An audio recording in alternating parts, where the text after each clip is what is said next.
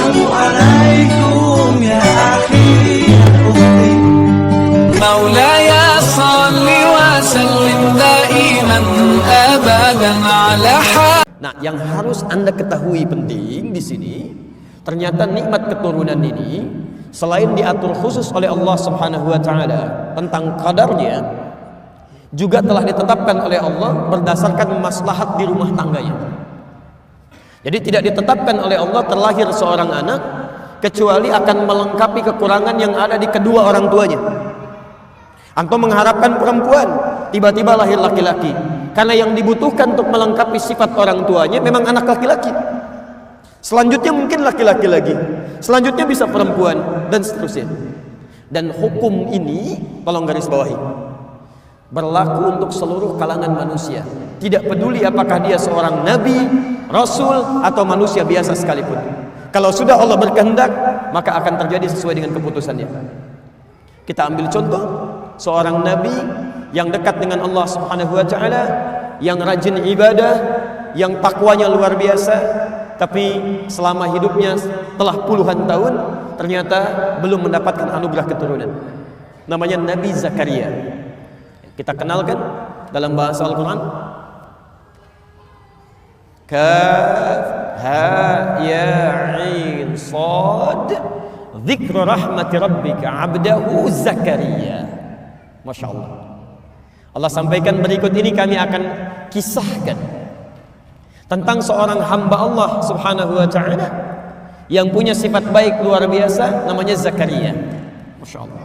Antum kenal Zakaria? Kenal Nabi Zakaria? Kenal di mana, Mas? Baik. Apa persoalan Nabi Zakaria? Idz nada rabbahu nidaan khafiyya qala rabbi inni wahana al-'azmu minni washta'ala ar-ra'su shayba wa lam akun bidu'aika rabbi shaqiyya. Masya Allah. Ini maaf, Nabi dekat dengan Allah, orang paling takwa di masanya, sudah berumah tangga puluhan tahun, dilukiskan dalam Al-Quran, maaf, rambutnya sudah memutih, fisiknya sudah letih. Dalam masa ini istrinya divonis secara medis, maaf, tidak mungkin punya keturunan, monofos dan mandul. Jadi istrinya divonis monofos dan mandul, suaminya juga sudah sepuh, ya sudah fisiknya mulai letih, rambutnya sudah mulai memutih. Kata manusia mustahil punya keturunan. Sudah ikhtiar kemana-mana, ditetapkan tidak mungkin punya keturunan puluhan tahun. Pertanyaannya, maaf, apakah Nabi Zakaria mengeluh? Tidak. Apakah Nabi Zakaria protes? Tidak. Apakah beliau putus asa? Tidak. Di Anda bisa bayangkan, ada Nabi dekat dengan Allah, orang paling takwa, sudah mulai letih, fisiknya sudah letih, rambutnya sudah memutih, diuji oleh Allah belum punya keturunan, tapi tidak pernah mengeluh kepada Allah Subhanahu wa taala. Tetap berdoa, berikhtiar, dan yakin dengan ketetapan Allah Subhanahu wa taala. Sekarang bandingkan dengan kita misalnya. Anda nabi bukan, rasul bukan, takwanya tidak setaat Nabi Zakaria, jaminan surga belum ada, hisab masih menegangkan, amalan masih berantakan, baru 2 bulan 3 bulan diuji belum punya keturunan, Anda sudah mengeluh. Dan kadang-kadang mengeluarkan kalimat-kalimat yang tidak pantas kepada Allah Subhanahu wa taala. Di mana kita perbandingannya dengan Nabi Zakaria? Nah, jadi dalam konteks ini, yang pertama, ketika seseorang sudah berumah tangga, kemudian berusaha untuk mendapatkan keturunan, tapi tidak secepat yang dia harapkan, maka di sini Al-Quran turunkan bagaimana ikhtiar yang sabar untuk memohon kepada Allah Subhanahu wa taala. Jelas di sini? Baik. Saya teruskan dulu. Sekarang saya berikan kuncinya menurut Al-Quran. Lalu bagaimana kemudian Nabi Zakaria berikhtiar sampai akhirnya nanti mendapatkan keturunan? Dengan vonis dari manusia sudah nggak mungkin dapat itu. Quran surah ketiga Ali Imran ayat 38 sampai 39, posisi paling kanan sebelah atas di mushaf. Nanti Anda ambil rumus ini untuk diterapkan dalam kehidupan kita ya. Saya agak lambatkan uraiannya. Bismillah. Teman-teman perhatikan kisahnya. Hunalika da'a Zakaria rabbah. Maka di mihrabnya, saya ulang, di mihrabnya Nabi Zakaria bermohon kepada Allah Rabbi. Qala rabbi habli min ladunka dzurriyyatan thayyibah innaka sami'ud du'a. Kemudian beliau menunaikan salat, meminta kepada Allah Subhanahu wa taala. Saya turunkan sebentar. Saya enggak hapus dulu ini ya. Kalau saya hapus barangkali sebagian bagi Anda belum bisa mendapatinya ya. 1, mihrab. 2, salat.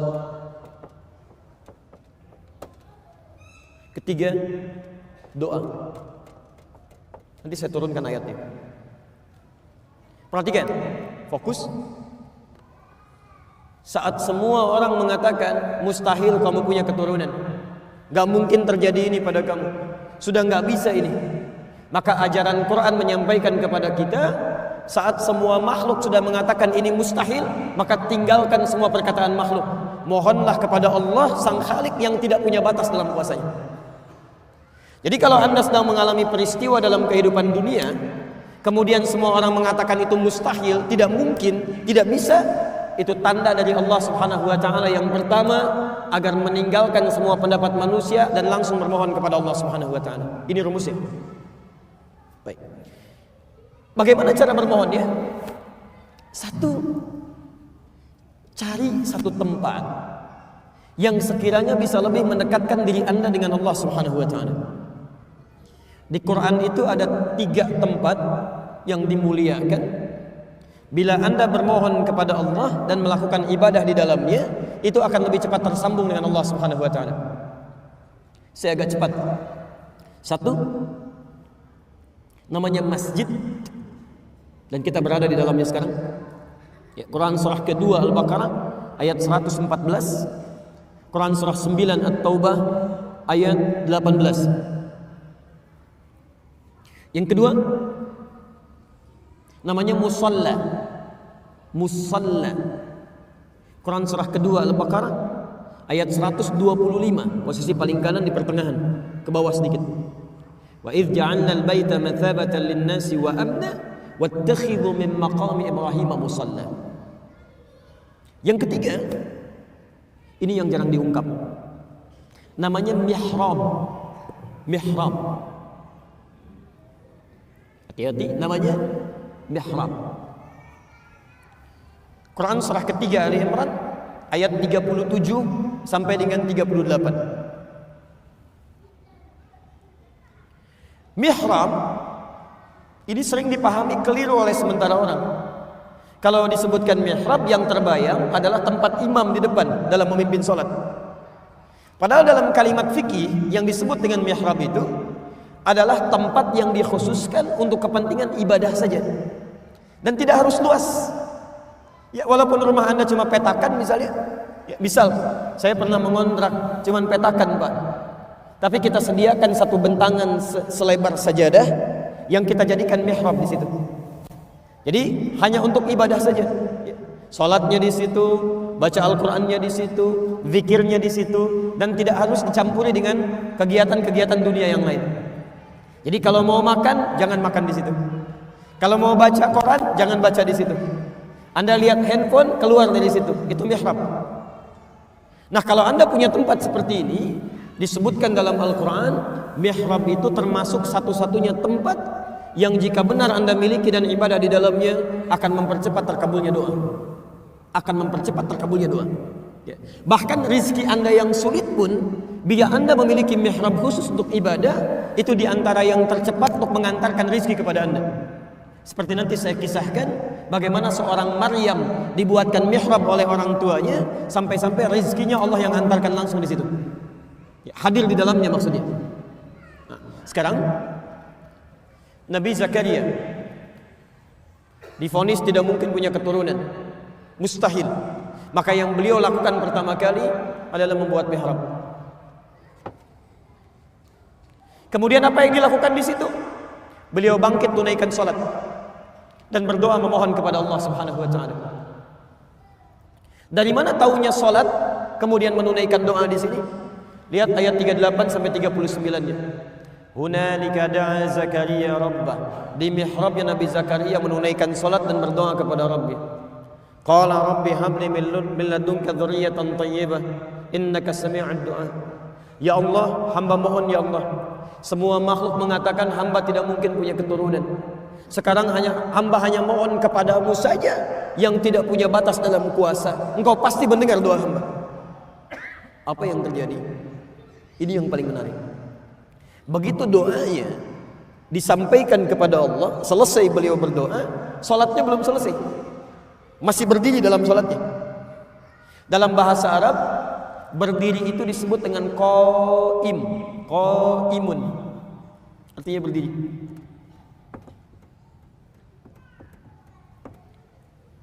Masih salat disebut dengan yusalli, yusalli, sedang salat.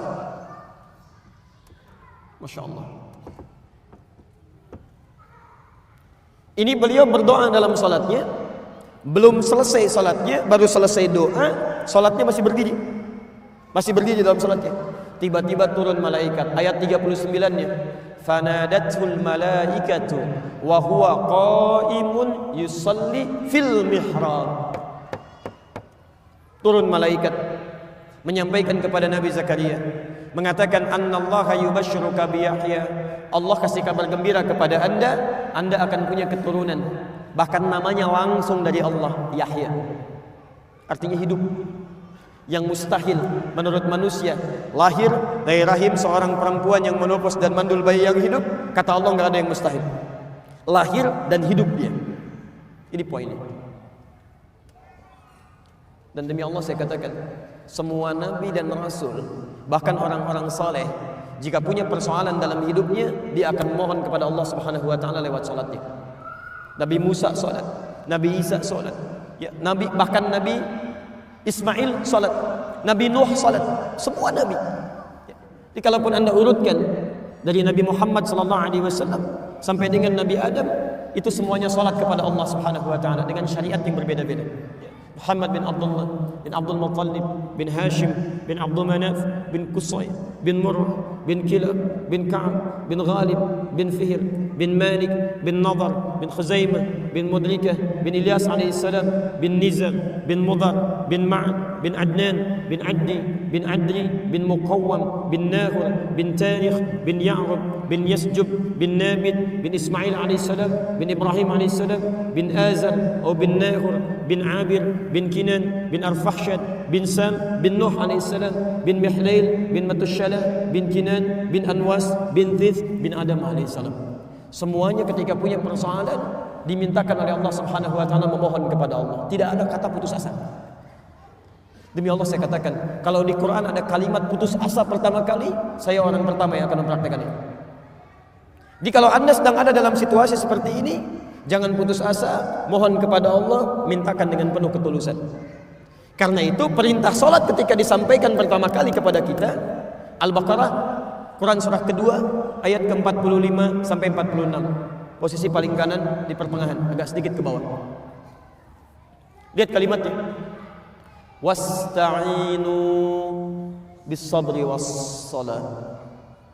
Dan jika Anda punya masalah dalam kehidupan, terima dengan sabar masalah itu, jangan mengeluh. Mengeluh tidak menyelesaikan persoalan, hanya menambah beban. Anda punya masalah, terima dengan sabar. Alhamdulillah, Allah ujikan pada Anda, tidak pada yang lain. Lantas minta solusinya dalam shalah, was-shalah. Sekarang lihat rahasianya. Saya lambatkan sedikit. Hadis riwayat Abu Daud, nomor hadis 649, hadisnya qudsi. Di Abu Daud, nomor hadis 649. Hadisnya hadis qudsi dari sahabat Abu Hurairah radhiyallahu taala anhu. Saya tuntaskan dulu masalah ini, perhatikan kalimatnya, saya percepat. Langsung ke ujung hadisnya. Qala Rasulullah sallallahu alaihi wasallam, qala Allah azza wa jalla. Satu kali Rasulullah sallallahu alaihi wasallam pernah menyampaikan, Allah Subhanahu wa taala berfirman dalam hadis qudsi, "Idza qala al-'abdu iyyaka na'budu wa iyyaka nasta'in." Jika seorang hamba dalam salatnya berkata kemudian iyyaka na'budu, ya Allah, sekarang kami menyembahmu, Salat hanya kepadamu. Wa iyyaka nasta'in, dan sekarang kami punya persoalan dalam hidup ya Allah. Kami hanya mohonkan solusinya darimu. Lihat jawabannya. Qala Allah azza wa jalla, maka Allah subhanahu wa ta'ala akan langsung menjawab kalimat itu. Jadi ketika Anda dalam salat mengatakan iyyaka na'budu wa iyyaka nasta'in, itu kalimat itu langsung dijawab oleh Allah. Qala Allah azza wa jalla, Allah subhanahu wa ta'ala kemudian menjawab, hadza baini wa baina abdi, ini perjanjian antara aku dengan hambaku. Wali abdi, dan untuk hambaku kalau benar salatnya sampai detik ini, mas'ala, apapun yang dia minta aku akan kabulkan sekarang. Apapun yang dia minta aku akan kabulkan sekarang. Saya mau tanya kepada Anda, saat kita mengucapkan iyyaka na'budu wa iyyaka nasta'in, itu saat ruku atau saat sujud? Berdiri.